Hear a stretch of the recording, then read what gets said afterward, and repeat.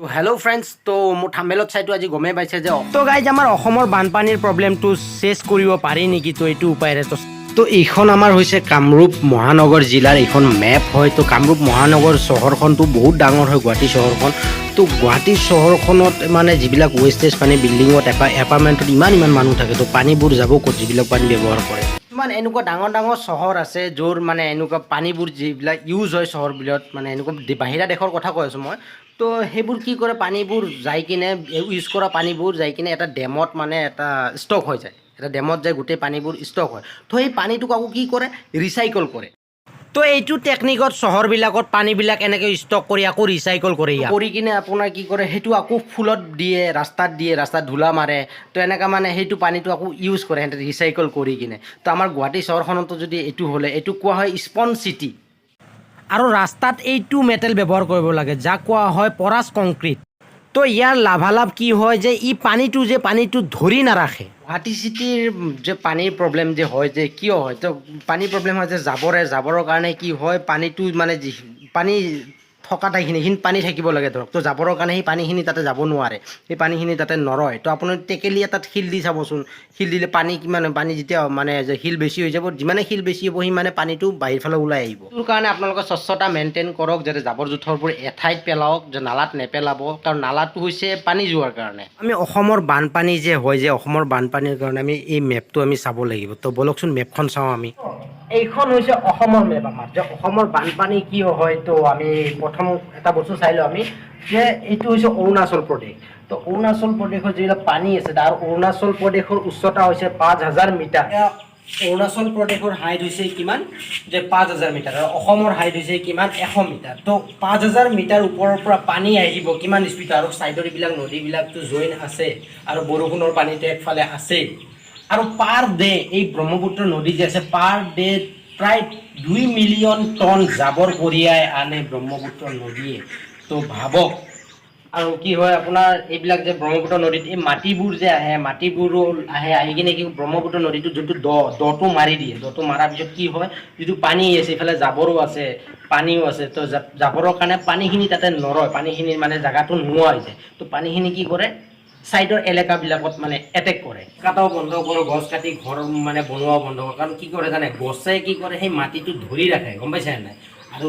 নদীৰ সাইডৰ এলেকাটো নাকাটিব পাৰিলে গছ ৰুৱক নদীৰ সাইডত তো গছে ধুই থকাৰ যিখিনি জেগা খালী পায় সেইখিনি পূৰা ধুই লৈ যায় ব্ৰহ্মপুত্ৰত ভৰাই দিয়ে আৰু ব্ৰহ্মপুত্ৰৰ লেভেলটো কমি যায় আৰু এই গ্ৰাছ যে দেখা পাইছে এইটো পাহাৰ এলেকাত ৰুব লাগে যাক কোৱা হয় ভেচুৱেৰ গ্ৰাছ ই জীৱ জন্তু খাব পাৰে আৰু বহুত সোনকালে বৃদ্ধি হয় আৰু শিপাবোৰ কিমান লম্বা চাইছে তো এই গ্ৰাছটো ৰুৱক আৰু ইয়াৰ মানে মাটি ধৰি ৰখাৰ ক্ষমতা বহুত পবিতৰা কাজিৰঙা এনেকুৱা নেশ্যনেল পাৰ্কতো কি হয় আগতে জীৱ জন্তুবিলাকে য'ত মানে জিৰণি লৈছিল সেই ঠাইবোৰতো পানী হৈ গৈছে এতিয়া মানে য'ত মানে পানীৰ সময়ত সিহঁতে আশ্ৰয় লৈছিল এতিয়া তাতেও মানে ডাবল হৈ গৈছে পানী তো জীৱ জন্তুৰ কাৰণে এনেকুৱা এটা ওখ ঠাই বনোৱা খুবেই দৰকাৰ তো আমাৰ আসাম গভৰ্ণমেণ্টে এই জীৱ জন্তুৰ ওপৰতো এটা ব্যৱস্থা কৰিব লাগে সেইটো ব্যৱস্থাটো হৈছে আপোনাৰ কি এটা ওখ ঠাই বনাব লাগে ওখ ঠাই মাটি দি কিনে তাতে আৰু জুন মাহত তাতে মানে খাদ্য থৈ দিব লাগে যাতে জীৱ জন্তুবিলাকে তাতে যোৱাৰ পিছত খাদ্যৰ কাৰণে মানে ইফালে নাযায় তো এনেকুৱা এটা মানে ছিষ্টেম বনাব লাগে এই যে নদীবোৰ ব্ৰহ্মপুত্ৰ নদীবিলাক আছে তো চাইডে কি কৰিব তাৰেৰে শিলেৰে বল্ডাৰে বঢ়িয়াকৈ জালি বনাই মজবুতকৈ বনাব লাগে যাতে পানীবিলাকে ইয়াক সেই মানে ভাঙি নিদিয়ে তো মজবুত বনাব লাগে আৰু তো কোনো জালিয়াতি নকৰাকৈ এইটো পদ্ধতিত নদীৰ চাইডে এনেকৈ জালিৰ বান্ধ দিব এই বান্ধবোৰ যেতিয়া আমাৰ মানে অসমত মানে ঠিকাদাৰবিলাকে বনায় এনেকুৱা কিবা বনায় এনেকুৱা তো কি কৰে কামবিলাক কেঁচা কৰে তো কেঁচা কৰিলে কি হয় মানে প্ৰত্যেক বছৰটো আহিবই টকা আহিবই তো মানে এইটো এটা বিজনেছ হৈ যায় ইয়াত প্ৰথম কথা আৰু কি কয় অসমত বানপানী বেছি কিয় আমাৰ অসমত কিয় হয় বেছিকৈ ইফালে মেঘালয় অৰুণাচলৰ ওপৰৰ পানী তাৰপিছত নাগালেণ্ড মণিপুৰ চব ওপৰৰ পৰা পানীবোৰ কি কৰে তলত আহে তো বাকীবোৰ বাচি যায় এইবিলাক বাচি যায় আৰু আমাৰ অসমত তলৰখিনি আমি মৰি যাওঁ তো মোৰ মতে এই যে ছাইডৰ পৰা মাটিবিলাক লৈ যায় তাৰপৰা ইফালৰ পৰা মাটিবিলাক লৈ আহে তো ব্ৰহ্মপুত্ৰত আহি ভৰি কিনে দটো মৰি যায় তো ইয়াৰ কাৰণে কি কৰিব লাগে চৰকাৰে এটা মানে ব্ৰহ্মপুত্ৰ নদীৰ এটা বৃহৎ বানৰ দৰকাৰ মজবুত বান আৰু বানৰ এটা ছাইডেদি ৰেগুলাৰ সেইটো দি পানী দি যাই থাকিব অলপকৈ এইটো মানে যাতে ভৰ্তি নহয় বানটো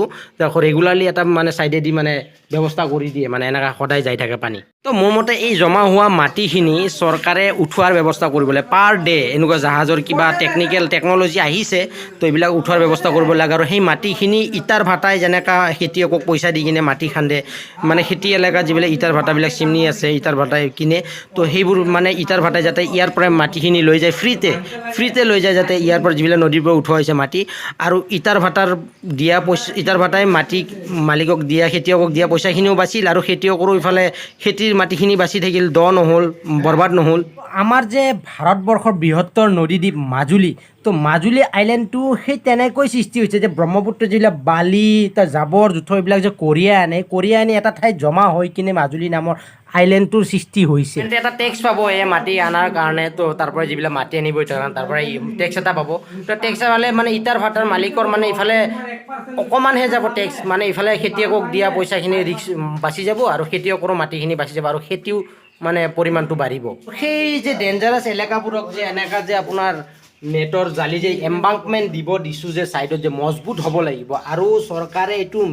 জুন মাহত যেতিয়া পানীৰ ছিজন আহে তেতিয়া মানে এইটো চেক কৰাটো বহুত দৰকাৰ যাতে চেক কৰে ভালকৈ যাতে কোনোফালে লিক আছে নেকি কোনোফালে কিবা আছে নেকি তো আপোনালোকৰ বা মত কি আৰু যে মথাউৰিবোৰ যে বনাই যে এই যে ছাইডত যে এনেকুৱা ডাঙৰ ডাঙৰ মথাউৰিবোৰ যে বনাই যে এই মথাউৰিবোৰ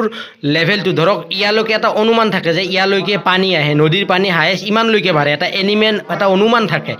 তো সেই অনুমান মতে ধৰক ইয়ালৈকে পানী আহে তো এটা মানুহ অনুমান এইখিনিলৈকে আহে যিমান ডাঙৰ পানী পায় তো মথাউৰিটো অলপ ইমান মানৰ পৰা বনোৱাৰ চেষ্টা কৰিব লাগে যাতে পানীটো এইখিনি থাকিব তাতকৈ যাতে অভাৰ যেতিয়া হ'ব তো মথাউৰিটো বচাই ৰাখিব আৰু মথাউৰি বস্তাৰ নহয় মথাউৰি হেভি হ'ব লাগিব বা মত কি আপোনালোকৰ বা ভাল লাগিল নাই এইটো আইডিয়া তো আপোনালোকৰ ৰাইজে নখ জোকাৰিলে নৈ বয় তো ৰাইজৰ বা মত কি তো চাওঁ সকলোৱে এনেকুৱা ছিষ্টেমত কি বানপানী ৰোধ কৰিব পৰা যায় নেকি তো এবাৰ সকলোৱে ভাবকচোন মই ভাবিলোঁ মোৰ মতে মোৰ চলিউশ্যন এইটো দি দিলোঁ তো আপোনালোকৰো চবৰে এটা নিজস্বতা আছে নিজৰ মন আছে তো আপোনালোকৰ নিজৰ মনেৰে ভাবক